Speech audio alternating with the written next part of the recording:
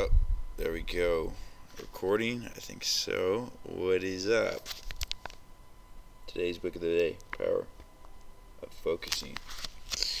A Practical Guide to Emotional Self-Healing. I must say is actually a pretty bomb book. There's a couple of books that I just leave in my car that if I'm sitting there and waiting for someone, I always pick up and read. Book one is Power of Now. That seems like the book I always pick up. It seems like the other two I don't ever read. The other ones is Frame Games by Michael Hall. Amazing thing to build awareness of and really start applying in your life, especially if you start applying everywhere. It becomes the bomb. Life becomes the bomb. Fun. Whatever you want, really.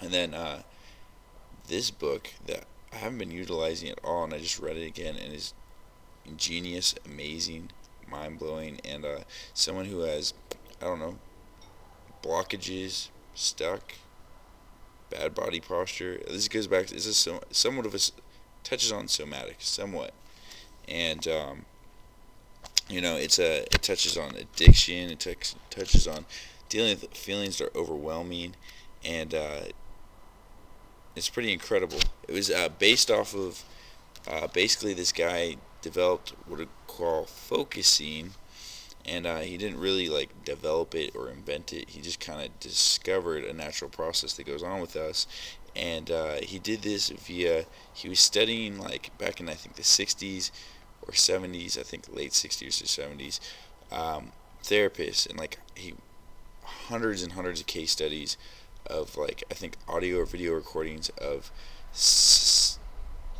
successful and non-successful therapy sessions, or the client getting better, of many different type of therapists, many different forms and ways of therapy, and he divided that up to successful and not successful, then studied just the successful ones, and he found this pattern within the successful ones that all of them did, and it's eventually within this therapy session, the client starts speaking a little bit slower, the client starts getting to feel within inside their body, essentially, and that's kind of started how focusing developed. Later, Ann Weiser wrote this book, and it's kind of like a guide for anyone, therapists, people who just want to learn self-healing on their own. I guess something just important to lay out. I'm in the mindset of reading this book. I'm in the consciousness of this book. If you're coming and you've never came across any of these concepts or ideas, there's a kind of a central fact within our culture that we don't pay attention to, is the wisdom within our body, and that's the foundation of this book. There's a lot of wisdom inherent in our body, and a lot of it just needs to be heard, felt, and listened to.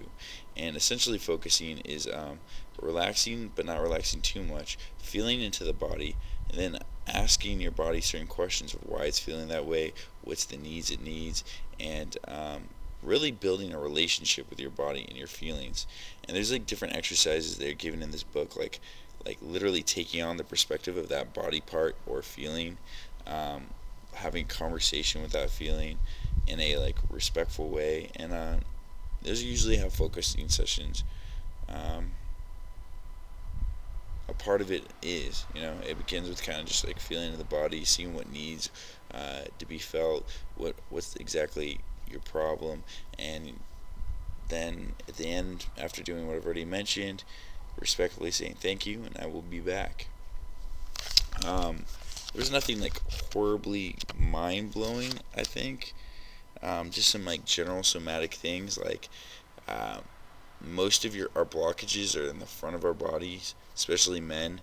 A lot of times throat, blockage up here, not saying what you want to say, chest, stomach, especially stomach and abdomen area, especially stomach and abdomen. In American culture, we want to be thin, so we're all stuck in our stomachs, and that's becomes a habit pattern. It's freaking awful.